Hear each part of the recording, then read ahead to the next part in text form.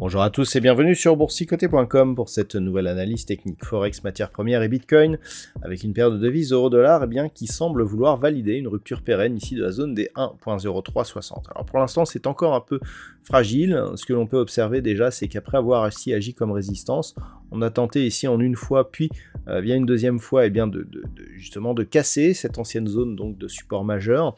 Pour l'instant on y est parvenu. Attention toutefois, on a ici des signaux d'affaiblissement ici de cette dynamique haussière. La moyenne mobile exponentielle qui est sous sa moyenne mobile arithmétique, ce sont des moyennes mobiles à 20 périodes dans les deux cas.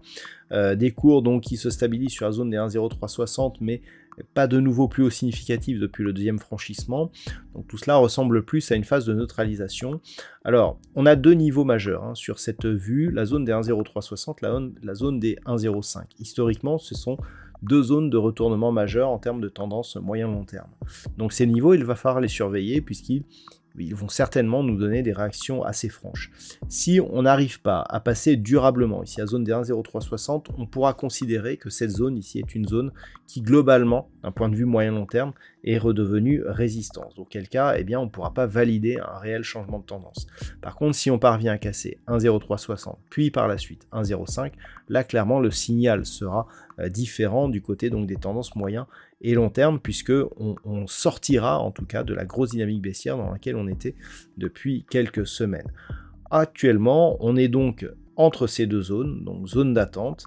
Clairement, le biais de fond est plutôt haussier, on le voit ici après des points bas qui ont été touchés ici sur cette zone des 0,95, on remonte et on a même accéléré ici au franchissement de la zone des 1.0120. Donc clairement la dynamique ici elle est plus un retour dans cette zone, voire un dépassement de celle-ci. On n'est pas dans une phase excessive en termes d'indicateurs, donc il est tout à fait possible que l'on puisse continuer ici à la hausse, mais encore faut-il donner des signaux de continuité. Une rupture ici d'un 1.0360 suivie d'un retour et d'une cassure ici de cette zone des 1.0275, on le voit ici avec ces deux points bas intraday significatifs, serait un début d'invalidation du franchissement de ces zones de résistance. Sur la paire de devises livre sterling contre dollar américain, c'est la zone des 1.20, donc cette fameuse zone historique que l'on est venu tester. On est toujours entre cette zone ici des 1.1740 et cette zone des 1.20. Là aussi, le biais reste plutôt haussier. Alors ceci est consécutif à un affaiblissement du dollar, c'est nettement visible sur le dollar index. Donc on n'a pas trop bougé aujourd'hui. On reste ici entre ces deux zones. On a eu une intervention de la Banque centrale d'Angleterre aujourd'hui qui au final n'a pas donné grand chose en termes de volatilité.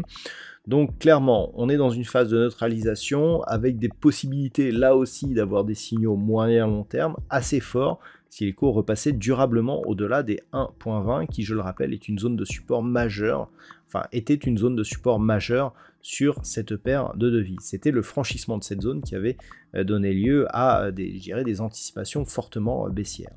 Donc pour l'instant, on reste en dessous. La zone des 1.1740 est une zone secondaire. Pour s'en rendre compte, il suffit d'observer ce qui s'est passé ces derniers jours. En fait, la zone des 1.1740 ici, lorsque l'on a commencé à franchir donc la zone des 1.20, ça a été la première zone de support ici qui a été marquée sur cette phase. Ensuite, on a rebondi, deuxième support, et puis au franchissement ici, on a vraiment commencé à accélérer, donc impulsion, rebond ici sous cette zone de résistance, puis accélération, qui a donné lieu ensuite à une phase de retour. Donc clairement, 1.1740, 1.20, c'est un premier palier, mais c'est vraiment une rupture des 1.20 que l'on attend pour valider un vrai changement de tendance donc sur cette paire de devises livre sterling contre dollar américain. Sur l'or, là aussi, on est en train de tester des niveaux qui sont moins significatifs que sur les deux paires précédentes. La zone des 1781,50, elle est intéressante puisque c'était une précédente zone ici de support qui avait été cassée à la baisse ici. Alors bon, elle n'avait pas trop agi comme résistance, mais c'est un niveau intermédiaire par rapport au 1807. Là, ce que l'on attend, c'est vraiment un franchissement de cette zone qui nous ouvrirait la porte à 1807, parce que autant on a des niveaux majeurs donc sur l'euro-dollar, sur le GBP-USD, autant là, sur l'or, c'est la zone des 1807 qui serait intéressante, puisque cette zone qui était donc précédemment support ici, qui après franchissement est devenue résistance ici, et si elle devenait résistance là, eh bien nous donnerait une configuration ici qui ressemble à une anse avec tasse. Alors bon, la tasse, vous allez me dire, elle a un trou là, elle a un espèce de faux fond.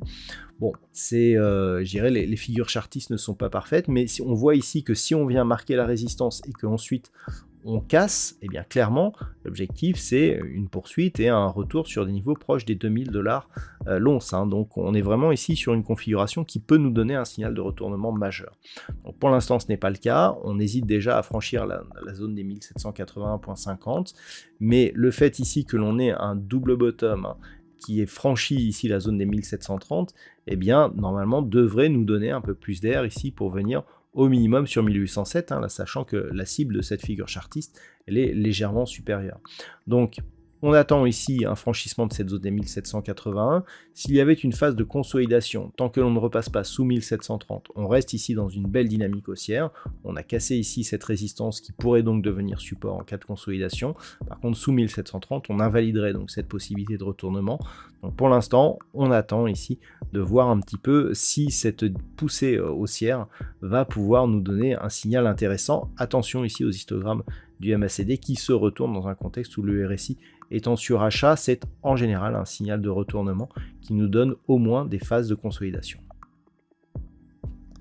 Sur le WTI, pas de changement, nous sommes toujours ici dans une zone de neutralisation entre 84 et 93,50 $ le baril. Bon, on est venu tester ici la zone des 84, donc globalement, on reste ici dans cette zone de neutralisation avec donc une dynamique pour l'instant qui reste baissière, puisqu'on a une impulsion ici avec une phase de neutralisation.